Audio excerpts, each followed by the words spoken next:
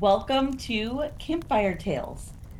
For this week, I am going to be retelling an Appalachian story originally collected by Ruth Ann Musick in her book, Telltale Lilac Bush and Other West Virginia Ghost Tales. This story is short and to the point, but it leaves readers with visceral images that will break down after the story. So, here is the modern retelling of the Telltale Lilac Bush. No one was surprised when the wife disappeared. The neighbors had heard the fights, plates shattering, doors slamming, his voice a thunderclap through the walls. She was seen less and less, her eyes shadowed, her smile brittle. And then, one day, she was simply gone. Visiting family, her husband said, needed a break. People nodded, no one asked questions, but in hushed voices, they said what they really thought. She never left that house alive. If the husband mourned, he didn't show it. Within weeks, he was hosting parties, laughing louder than anyone, drinking until dawn. He was a man unburdened. The house swelled with music, with the clink of glasses, and the kind of joy that felt like a performance. Then came the night of the storm. The wind howled through the trees, rattling the windows. But it wasn't the wind that made the guests go silent. It was the lilac bush. It stood just outside the dining room, blooming wildly out of season, its violet flowers pressed against the glass. As the laughter died, the branches began to move, not swaying with the storm, but rashing, scraping against the window, harder and harder, like fingers clawing to get inside. The guests murmured uneasy. The husband drained his glass, forced a grin, and said, "Just the wind, forget it." But the lilac would not be ignored. The branches struck the window with such force that the panes trembled. The flowers wilted, blackening at the edges. And then, beneath the shriek of the storm, beneath the pounding branches, came something else. A voice, low, hollow. It said, "Dig." The guests turned to each other, uncertain. "Did you hear that?" someone whispered. The husband stood abruptly, knocking over his chair. "Enough," he barked. "You're all drunk. It's just the wind." But no one listened. They were already moving towards the door, toward the lilac bush, drawn by something unseen. Outside, the storm battered them with rain and wind, but they barely noticed. The lilac bush thrashed harder, its roots shifting, soil loosening beneath it. And then they heard it again. The voice.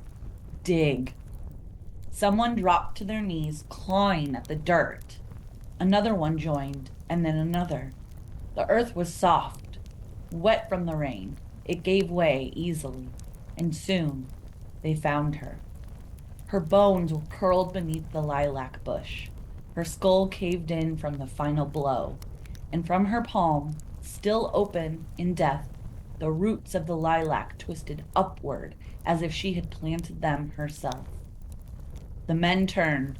The husband was already running. They chased him through the dark, past the rotting fence, down to the river's edge. He stumbled, hands raised, gasping excuses, but no one listened. With a final cry, they threw him into the black water. The river swallowed him whole. By morning, the house was empty. The lilac bush stood silent, its petals scattered like ashes across the damp earth. And though the land would one day be cleared, paved over, built anew, the scent of lilacs never left. Some say it still lingers. And that is the story of the Telltale Lilac Bush. Let's get into the symbology. There is quite a few, even in the short story. And we're going to start with the lilac bush. Lilacs are traditionally associated with remembrance and rebirth. But here they actually take on an eerie persistence. They're blooming out of season, refusing to be ignored. They become a witness to the crime that the husband commits, their roots quite literally entangled with the past. And their unnatural bloom signals a truth that cannot stay buried, demanding to be uncovered because, well, some stories demand to be told. In folklore, plants growing from graves often symbolize transformation and secrets held by the earth. But this one is a little different. The lilac did not just grow over the wife, it grew from her. It is an extension of her will, a proof that she will never truly be silenced. Its supernatural resilience suggests that nature itself wants to rebel against injustice. Now, the husband.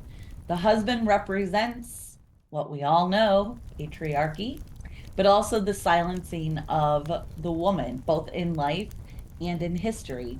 His excuse, she went to visit family, is a common dismissal, especially for this time in the era that this was written. And it's the kind of dismissal that lets violence go unchallenged. The husband's celebrations after his wife's disappearance are quite frankly grotesque. He behaves as though he has freed himself from a great burden. And this excess is a common motif in folklore. His performance of joy is unnatural, which makes it really easy for the supernatural to unravel it. And then the husband's downfall also reflects folklore's way of restoring balance, where human justice fails, supernatural justice prevails. And water is a powerful symbol in folklore representing death, transformation, or reckoning. And the river in the story acts as both a judge and executioner, swallowing the husband as if nature itself is meting out the justice. Now, the voice, the ghost whisper dig, is the most haunting element, in my opinion. It's direct, it's urgent, it's impossible for the partygoers to ignore. And unlike the husband's hollow words, her voice carries truth, a demand for justice. It's also an inversion of her power in life, silenced by violence, but in death, her voice is undeniable. In a broader sense, this lilac bush and the voice symbolizes the voice of all missing and forgotten women, those who are buried by history, only to resurface when someone is actually willing to dig and listen. Now, the bones. The bones in folklore and ghost stories, bones often represent irrefutable truth.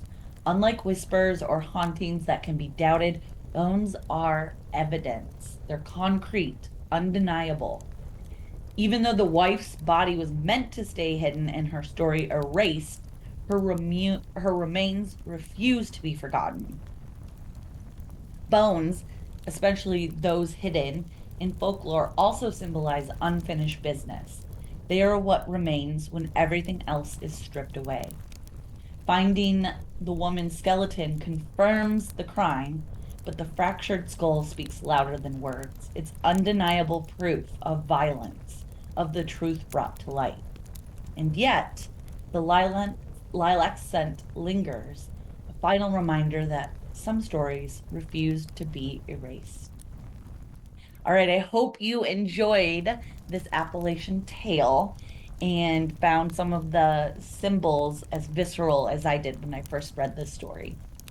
All right, I will see you at the next campfire tale.